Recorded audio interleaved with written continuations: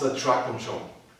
Monster truck control is a variation of the regular truck which I have developed the last weeks and months. It's a pretty interesting position with some very unique submissions that most people never had seen, and so you can catch them by surprise, and you have very good control. In my opinion, the best control you can get from the truck.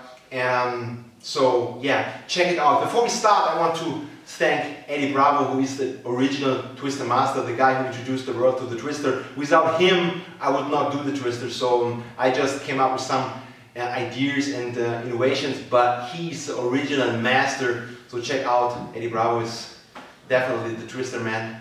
But now let's start with my little instructional about monster truck control. Let's start with the basic monster truck control. I will show you how to get in and how to control the guy. So you're here and you start from side control. Basic. You can do this the basic way, doesn't matter. Grab the leg, like always, and you roll through. And from here, you go with this leg inside. And you hook and make a little lockdown, if you want so, on the shin. Now you have perfect control. He cannot flip you, he cannot attack your own shin, he cannot escape anyway. You can go easily for the calf crane, or you just roll through and take the back. One more time. So, you're here, you can do basic ways, basic entry into the truck. Here you roll, and then instead of controlling the leg, you go inside and you hook and you slide up the lockdown. So both of his legs are trapped. He's in a very trapped position. You can attack with the calf crane, or you just go, he cannot open his legs, so you just go here, push, you go under the neck, back control. So last time.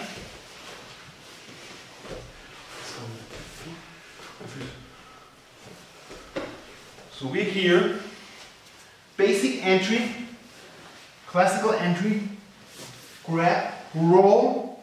When you're here, hook over and go here for the lockdown if you want so. On the other feet, you can grab and crank, or you just pull, you see, pull, here, and slide for the back.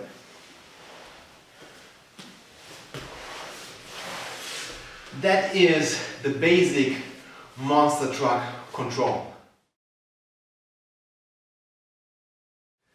You can also enter into the monster truck straight from side control, which is, in my opinion, more efficient and gives you even more options for control or other submissions, which I will show you later. So let's start with straight entry from side control straight into the monster truck control. So we're here, and what I like to do is I like to come with my upper leg and pinch his calf right where the Achilles tendon is, and I will slide the other one, the lower leg, through, and I will not hook, you know, I will not hook, I will just do this. From here I go on my right knee and I go for the roll. I grab, and before I roll I switch. You see? I switch my upper leg into his back leg. From here I continue the roll, I hook, and I have the same monster truck control like before. One more time. Start this way. So, copy. So you're here, and my upper leg touches the Achilles tendon. My lower leg slides inside. I turn with my weight on my right leg. I grab And when my shoulder touches the ground, I switch over with my upper leg into his, behind his knee, and I control, I roll, I feed, slide, get my lockdown here, perfect control, and I can go to back control. For the last time. This is sometimes when you want to roll, people don't want to roll and resist the roll. And this way is a pretty good way to overcome the resistance because you are controlling the calf of the other leg much more efficient. So you hear, you touch Achilles tendon. This one comes inside. Go to your knee, straight down. Now switch inside. That's the key point. Don't hook here. Switch inside. Roll, feet through, get the lockdown here, and you can go for back control or whatever. This is the entry from the side control straight into monster truck control. Let's continue the series with the monster crank. The monster crank is a pretty strong and painful crank from monster truck, and you will see. So here, same entry like before. You know, you can go into with classical way or the way I showed you. You hear, you grab, and now you see what you don't do. Well, you put this here, but you don't go completely through. You put the shin in his back of his knee, and you roll, and you put up the shin, the feet to the ceiling. You see here, and from here you have the crank on this leg, not on the other. You crank here. Usually you crank the other leg, but now you crank here.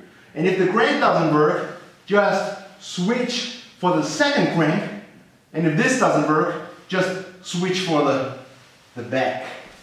One more time.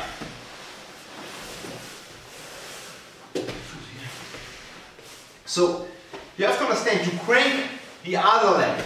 Here, touch the calf, now grab, and now feed, and now roll. And now toes are to the ceiling. So the sharp part of the shin is into the kneecap. And from here, you crank, you know, with the sharp part. If this doesn't work, just switch over here to the monster truck control. If monster truck control is not good for you, just go back and go for the monster crank. Or to the back.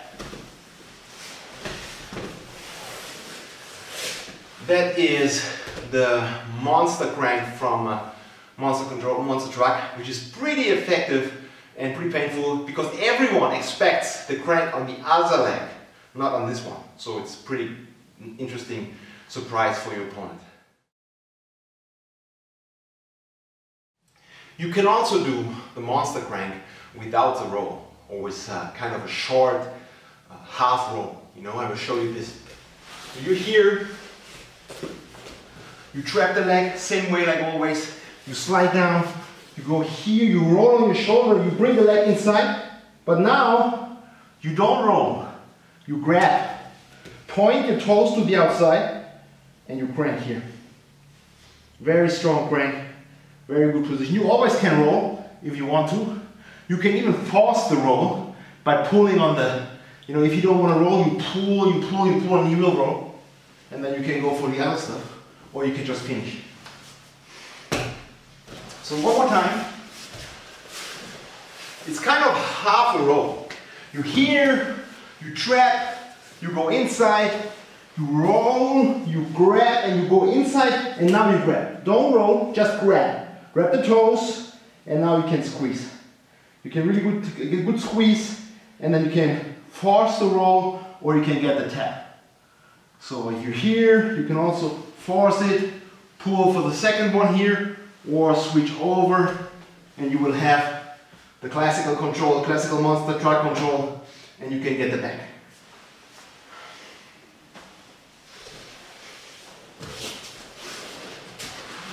That is the monster crank from side control without rolling into monster truck control. The next option is not very much for jiu-jitsu or grappling, it's more for MMA or for real fighting. So you will see what you can do here. So same start, side control, I'm here, I hook, I do the same like before when I did the monster crank. You know, I'm coming up, I'm hooking, I'm here, I'm here. Now I go here and go back. From here I have pretty good control. What I can do from here is I can easily strike, get up, punch, elbow, and he is pretty limited in his movement. You see, he's pretty limited in the way he can move. I can strike and I can control. Whenever I want I can go back. I could strike here. You see, maybe not in MMA but in real fighting, and he's pretty much controlled. So from here, you can even go for control here and hit the back of the body. So very good control. One more time. Here, same like with the monster crank. 1, 2, 3. Here you grab the leg and you come over here. Sit back in this position. Hook it, sit back, you can strike, you can hold, you can strike, you can even go up here and strike from here because you have very good control over the legs. This is pretty interesting if you're training with strikes, so you can control the lower body and his mobility with your feet, and then you can strike the upper body because your arms are essentially free and you can hit and do whatever you want. The last technique I will show you is the invisible crank. The invisible crank is invisible because your opponent is looking into the other direction and you block his sight with your own body. It works good for grappling, and it's this is one option you can use from the MMA position I showed you before. You know, so it's not just, you know, you can strike, but you can also go for a submission. It's a pretty painful submission. I don't know if the rules are allowed in any rule set because it's kind of a crank, knee lock, knee bar, whatever. It's really a nasty submission. So I will show you. So you're here and you go for this same stuff. 1, 2, you control, you hook, you lift, you control here, you come back, and now you sit and you go for this one.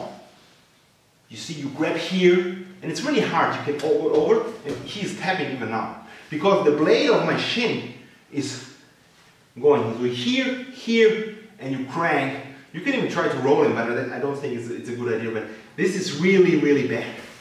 One more time. It's, like I said, it's a calf crank, it's a knee lock. It's just painful, and you don't want to end up there. So one more time.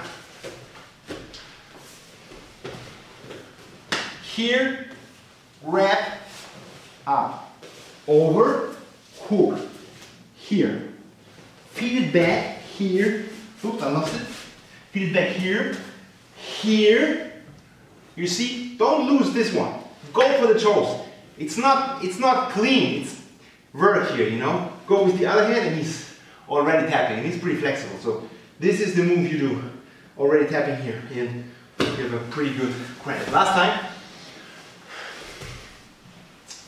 It's really a painful move. 1, 2, slide, here, hook, come up over and roll backwards. You're here, you can strike or just hold, now you go here. You can even use your legs a little bit, grab the toes, and you crank. And he can't stop it. You know, let's try.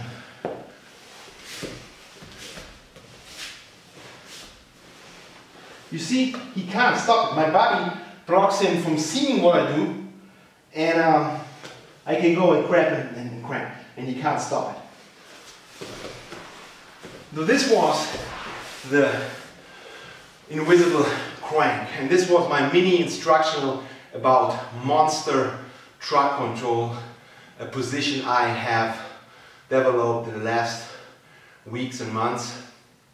Like I said before, I just create some stuff. Eddie Bravo is the real twister master, the real genius. Without him, I would not, maybe not know the twister even. So Eddie Bravo is the man, definitely. I just came up with some interesting ideas, I think. So if you like it, check out my new video series. This is really important. Check out my new video series, Combative Breathing techniques for Jiu-Jitsu, MMA, fighting, you know. It's a real good 4-hour instructional which gives you step-by-step solo drills to develop fluid and relaxed breathing when you do Jiu-Jitsu, when you do fighting.